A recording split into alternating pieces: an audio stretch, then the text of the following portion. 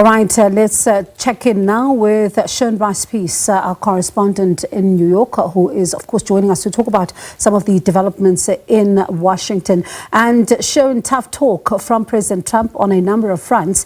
These include now seeking to pressure Russia to move on a peace deal that has been slow in the making, despite Trump promising before his presidency that we would be able to end the war within 24 hours. Yeah, and this is a president, as we well know, Bongiwe, that is known for his hyperbole. But what we are seeing here is growing frustration at the lack of an agreement, right? He talked about how quickly he would be able to maneuver to get these two sides to agree to an agreement. That, of course, has not happened. And you are now seeing a sharper tone from this president, who is known for his conciliatory approach in terms of his engagement with Russia in particular, but Vladimir Putin in the main, and saying to NBC News in that interview over the weekend, quote, "If Russia and I are unable to make a deal on stopping the bloodshed in Ukraine, and if I think it was Russia's fault," which it might not be, but if I think it was Russia's fault, "I'm going to put secondary tariffs on oil, on all oil coming out of Russia." He also talked about the huge distrust you're seeing between Volodymyr Zelensky, the Ukrainian president, and Russia's President Vladimir Putin, after Russia's president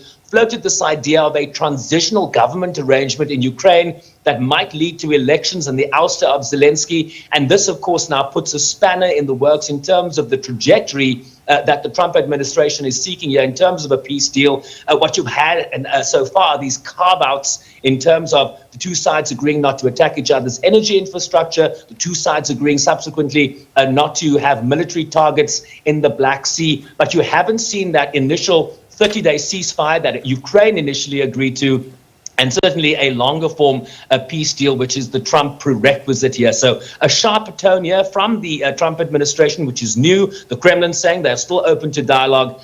Where we go from here remains unknown, but what we still have is a war that is ongoing, and that is a spanner certainly in the works of the trajectory that the Trump administration is seeking here. And Trump also showing threatening Iran with military action were they not to agree on a nuclear deal. How is Iran responding to all of this? Well, they've taken to social media as well, but you initially saw the response from Iran's supreme leader there. But let's just take you to what the Iranian foreign minister has said on the Iranian foreign ministry has said on social media on a platform X.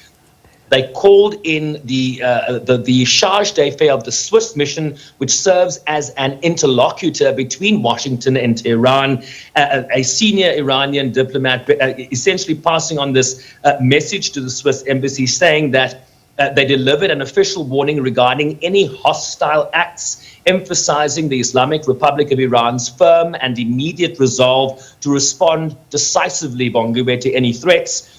The Swiss charge d'affaires assured that the matter would be promptly communicated to the U.S. government. There was a subsequent post by the Iran Foreign Ministry spokesperson who said the following: "An open threat of bombing by the head of state against Iran is a shocking affront to the very essence of international peace and security. It violates the UN Charter and betrays the safeguards under the International Atomic Energy Agency. Violence breeds violence. Peace begets peace. The U.S. can choose the course and concede to the consequences." And these really were the first comments made by President Trump since Iran last week rejected an offer for direct negotiations over its nuclear program with the United States. But of course, Bongiwe, there is a history here, right? What is the context? There was an Iran nuclear deal on the table. It was called the JCPOA, the Iran deal that was forged by the Obama administration, a painstaking deal that was agreed to with the Iran leadership, that the Trump administration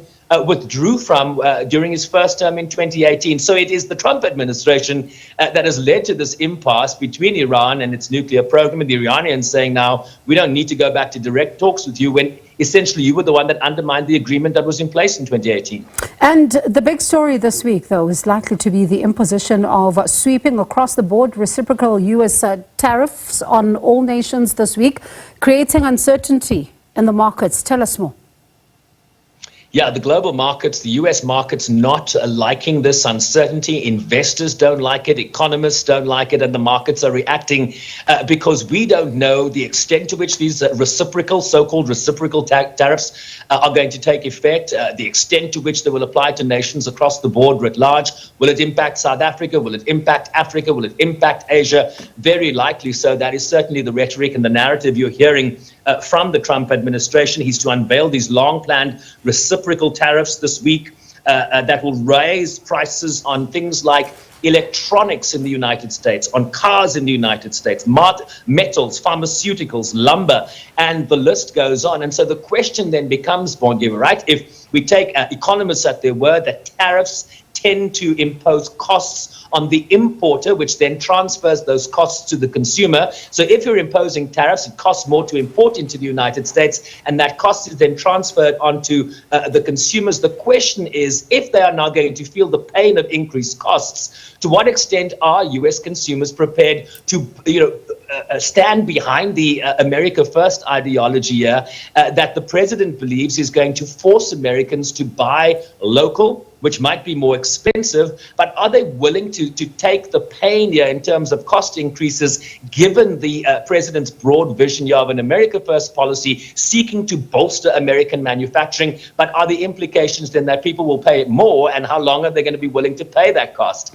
This is the scenario that has been laid out here. The question is, where do we go, and how far are consumers prepared to go in terms of supporting this president's agenda? I don't have that answer. Let's wait for Wednesday. And definitely waiting for Wednesday. He's calling it the golden age. Let's see then if this continues to be. But Sherwin, thank you so much for that update. That's our U.S. correspondent, Sherwin Bryce-Pease, who joined us virtually from New York.